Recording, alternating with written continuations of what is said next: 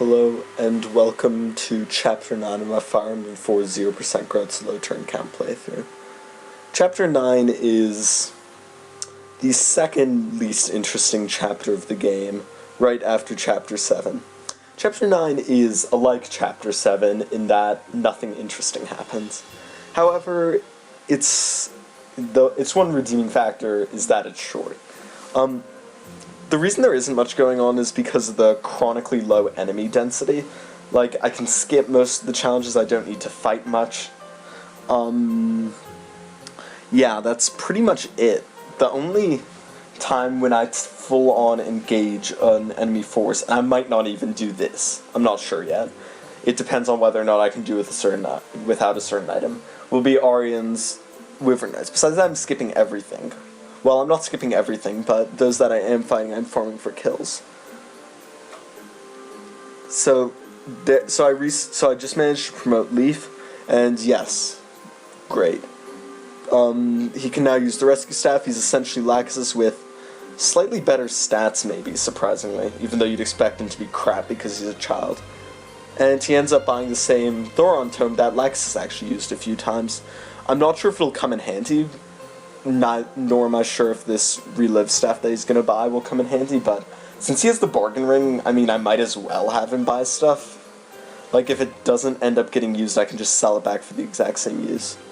Just like here, I'll have him, well, later on, I'll actually have him buy the Shield Ring, not because he needs it, but just to store money in so that he can sell the Elite Ring without overflowing. So I'm essentially very confident that I'm going to have no trouble with Leaf's money, because the Rescue Staff is his only major expense, and that only costs 7,500 gold to repair.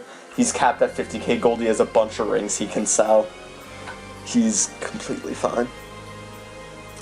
So Ify is unfortunately, after doing amazing things in the first two chapters and his simply amazing performance last chapter, like, oh my god, taking out all those enemies, what a hero. Or if he's kind of nearing the end, well, not of his usable life, because I'll be using him this whole playthrough, or the whole remainder of it. It's nearly done. But near the end of his life, where he's really kicking ass, his stats just don't stay good forever, and he doesn't have a holy weapon. Is mostly it.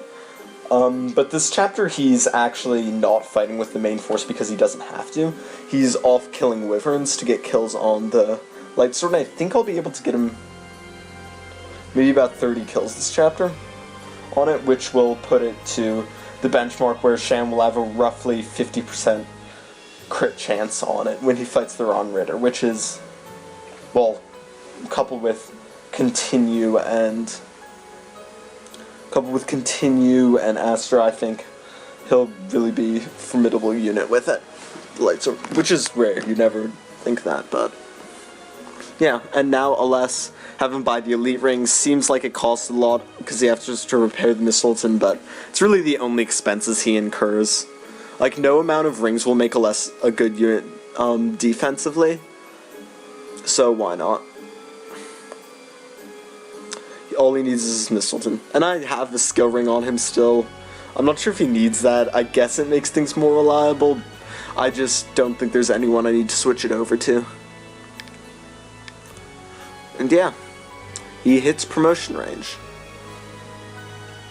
And his stats become, well, I guess they become decent.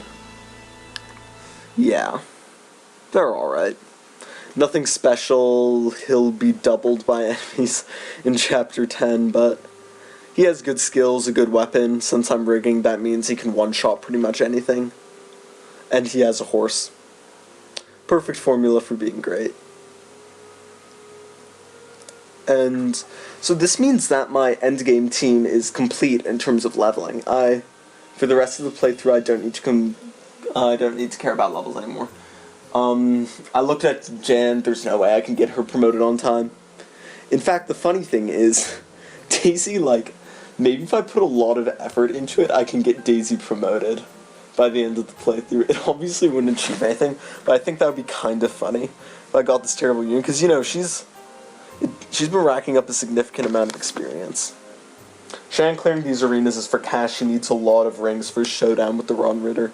He currently has the skill ring. I also want to get him a speed, strength, and magic ring, as well as I obviously need to buy him the light sword, so fingers crossed that it can work out. It may require a cash dump, but that doesn't really worry me, because Daisy's building up the cash. And now that I'm done with Shannon, I believe that there's not much left. There's going to be a very long preparation period where it's essentially Daisy winning arena fights she should never be able to win. And a few tiny other things, but yeah, essentially Daisy can do a lot in the arena. The sleep sword's amazing. In fact, if I actually try and go through on my crazy scheme of trying to A-rank this game on 0% growth, I think the sleep sword would be one of the most important items, just because it would let people actually win arena fights. But I digress. I have to, because this is we're still nowhere near done. But I'll discuss, well, what makes this chapter so boring. Essentially, chronically low enemy density. I don't think this map was designed with the rescue staff in mind, because, I don't know, most people don't plan as far ahead as I do, and it makes a big difference. But essentially, I skip the Empire's reinforcements, for instance. Don't even fight them. They'd probably be pretty tough, actually. I mean, I need Shannon, but don't have to fight them. But yeah, another ridiculously long fight with Daisy. It's fun. But I suppose this time I can talk about chapters 10 and the final chapter. So, normally chapters, the end game of most, even on 0% guards, isn't too tough because you have a lot of tools. And it's not that I don't have some frankly amazing tools on my side, such as rescue staff, high kill weapons, and so on. It's mainly that there's some things that no matter how well I plan, I can only work around so well. Things like the sleep sword. And truth be told, I'm still not sure how I'll deal with them in an expedient manner. So, updates might be a bit slower in the future as I try and work these things out. I really want to work on it for a while, because I think that with the right work, my overall turn count for the whole playthrough can dip below 180, which I'd feel quite good about, but it's going to take some planning. I might have to delay a few videos just to work a few things out, because endgame's tough on 0% growths. Shannon's the only one who can go toe-to-toe with a lot of endgame enemies. I mean, on player phase and rigging, anything's possible, but on enemy phase, I believe Oifi and LS both get doubled, and, well, Celis was getting two-shotted in the first chapter, so you can imagine there.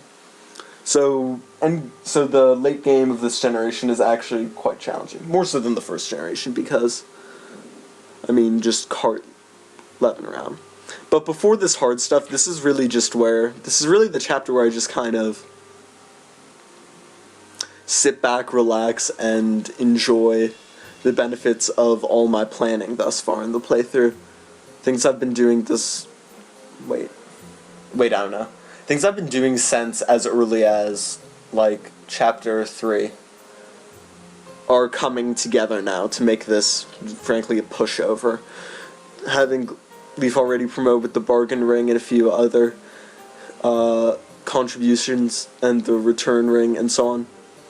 Without stuff I'd passed down, without money managing from before, I wouldn't have had this possible. Leaf couldn't be promoted, so it's kind of like what I like so much about this game. I mean, or just low turn counting in general, because I suppose this applies to all Fire Emblem games. The amount of planning that's necessary, how much small things in the beginning can really make a difference later on. And here I kind of call it quits. For now.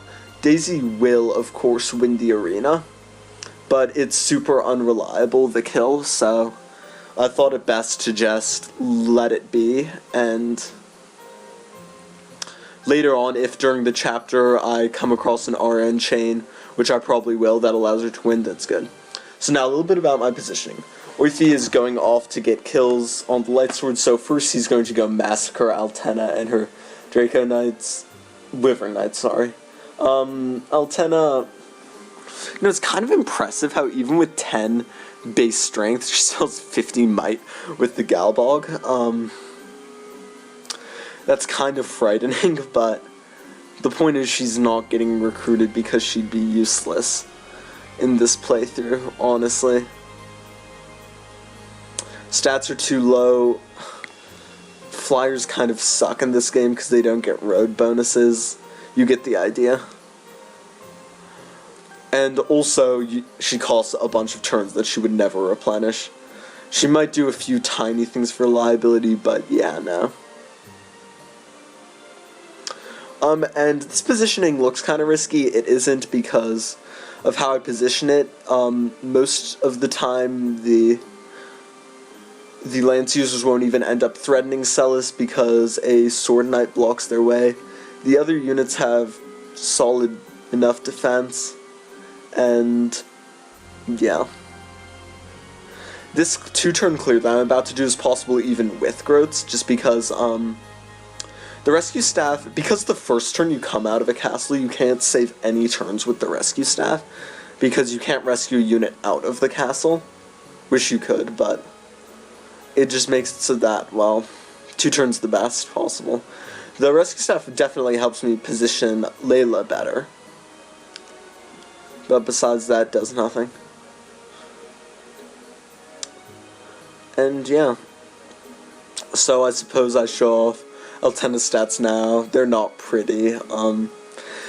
Promotion gains, they might be near Leafs, but please, that's not gonna help. And I just bypass this entire group of rather threatening enemies, honestly. I don't know. I'd have to do hidden run or a bunch of rigging to deal with them without Shannon, but I just charge past them. Here I suppose I could work out a way to give Aless the boss kill to improve reliability, but then my positioning wouldn't be as nice later on. And I have Jan come out because I complete this chapter very fast, so I need to be very proactive and stuff. So as soon as Orphe is done butchering Altena's squad, he's going to need to be returned and warped over to Kapathogia.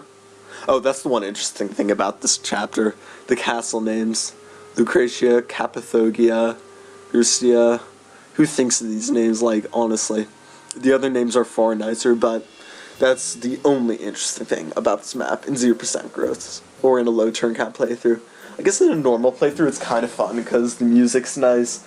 I like the story of this chapter the most out of the second generation, and there's a lot going on with getting attacked from different directions, but if you're going fast and you have a rescue staff, even without a rescue staff, you can just skip pretty much every fight, so not super interesting to watch, but at least it'll be short, like, honestly. I'm considering even condensing the next 2 castles into one chapter, one video. And it's even better than Chapter 7 because at least Leaf doing rescue staff shenanigans charged across the map is still more interesting than Celis walking across the desert. So there could always be worse. And after this chapter, maybe the best part of the playthrough begins with the late game, where there will be a lot of interesting stuff with precise positioning and taking advantage of things. So chapters completed in 2 turns, cannot possibly be made any faster. Thank you, and I'll see you guys next time.